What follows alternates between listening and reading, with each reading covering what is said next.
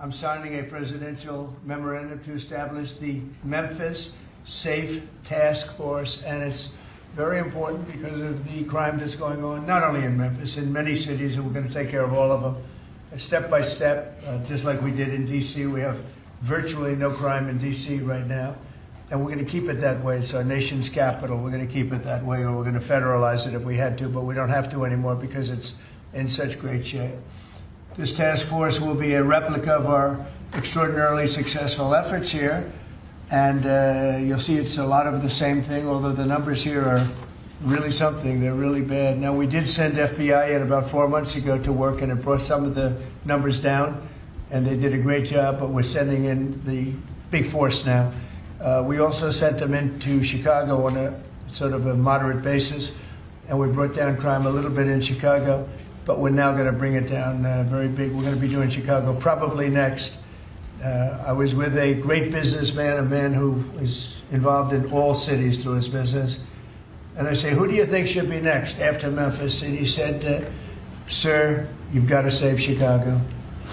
We're going to wait a little while.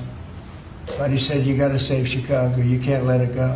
And this is a very prominent man that everybody knows. And this is from another man in Memphis was saying, Bill, he was saying, very interesting, he's on the board of FedEx. And his hotel is about a block away. And he said, when I walked there, I said, you know, I don't want to do this again. I never want to do it again. And they won't let me walk there. They take them in armored vehicles. They take the board members of FedEx in armored vehicles like a block away to the hotel.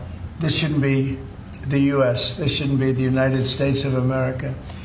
The task force will be a replica, as I said, and it's going to be, I think, equally successful. This is a tremendous success we've had in Washington, I can tell you, and everyone knows it. And people in the White House that work here and other people that I know are calling me and thanking me.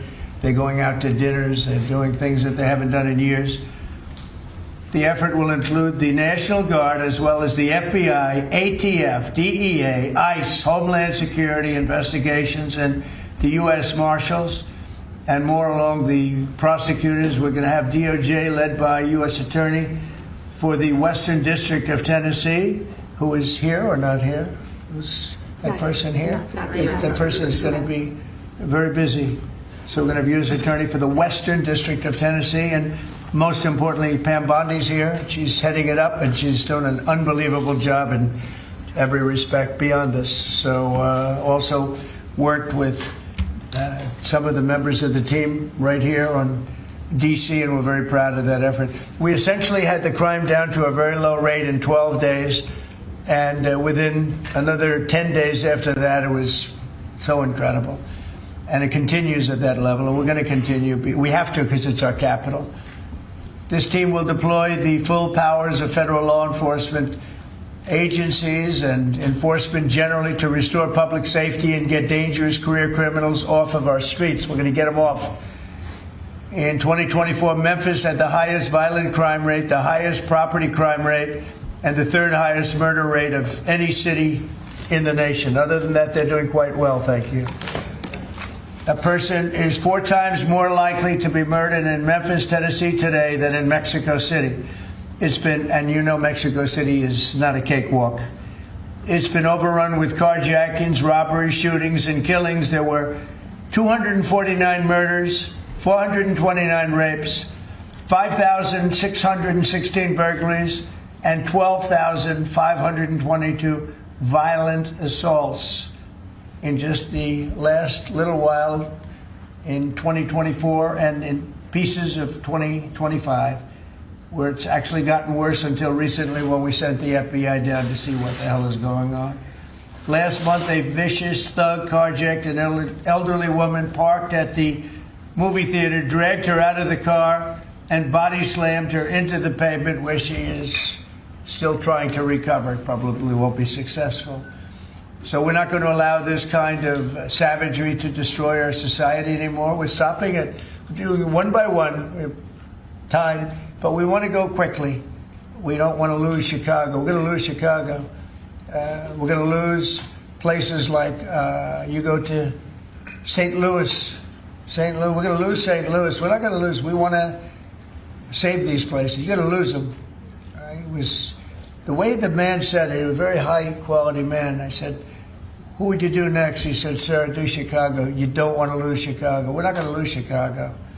So we're going to have to go very big, and we're going to go probably, we're thinking about it for next PAM. We're going to hold it off. We're going to do some of the smaller ones. And the truth is, our people are so good. Gaddy, you're doing a great job wherever you may be. We're doing so good that I don't think we need too much practice, right? But we got to go and save our big cities, our great cities. Chicago's a great city, and we're going to make it great again very soon. And I think we can do that. Despite the tremendous size, I think we can do a real job, and we're going to give you the resources that you need. So with that, I'd like to just end by saying we're going to make Memphis safe again, and I'd like to ask Governor Bill Lee to say a few words, and then Pam can talk, and anybody else you'd like to talk to. We'll go through the whole list. We have all day long if we have to, because this is a very important thing. We have to save our country from violent crime. So, Bill? Yes, sir. Mr. President, first of all, thank you. Thank you. Thank you for your commitment for federal resources to the great city of Memphis. And it is a great city, and it has a great history and a great legacy. And we are very hopeful and excited about the prospect of moving that city forward. I've been in office 7 years. I'm tired of crime holding the great city of Memphis back.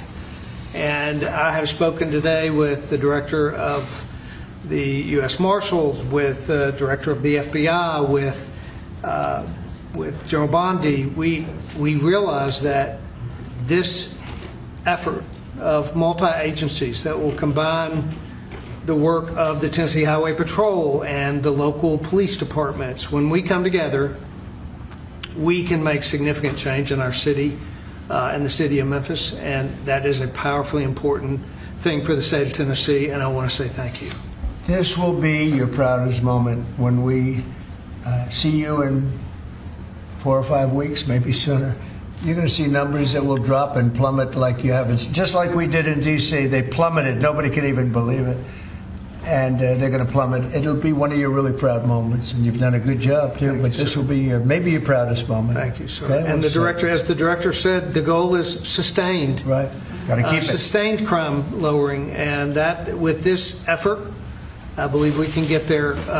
We can finally get there for that city. Yep, we're going to have it sustained a long time. And your people are going to get better and better, and your police force has been terrific. They're working with us very much, as you know. We started it, as I said, on a little basis, and we got it down quite a bit, but now we go in for the big march, okay? And Director Patel and his team have done remarkable work so far. As you know, the numbers are great, and this will be one more step in the right direction for Memphis. That's true. Thank you. He's done a very good job. Thank you very much. Pam, please. President Trump, at your directive, we went in, as you all know, to D.C. and took over the city of D.C., working hand in hand with Metro Transit Authority. All of the agencies represented here today got over 2,000 violent offenders, got over 200 guns off the streets of D.C., and D.C. is safe again. And now, Governor, working with you and working with our 2 U.S. senators and all of our agencies working hand in hand, we're going to do everything we can to make Memphis safe again. That was President Trump's directive to us, and it's easy to do when you're working with such great leaders. And Secretary Noem, you have been instrumental in this, and Director Patel has already been into Memphis and gotten so many violent offenders and guns off the street, and that's what started it. And working Stephen and Deputy Attorney General Todd Blanche, thank you. We've all been going nonstop, working hand in hand together, and Gowdy Serralta, Terry Cole, and Director Driscoll of ATF wearing 2 hats, and Pete Hegseth with the National Guard, all working hand in hand and being out there for a month. You can't tell who's with what agency but for the T-shirt they're wearing, because everyone's working hand in hand, and that's why we've been so successful. We're going to do that in Memphis, and we're going to get crime off.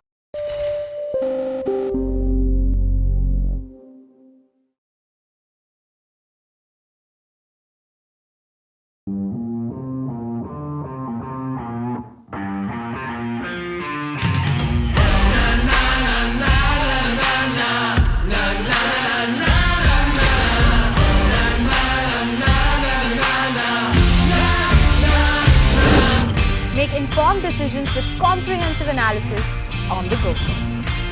Strengthen your portfolio with real-time market updates on the go.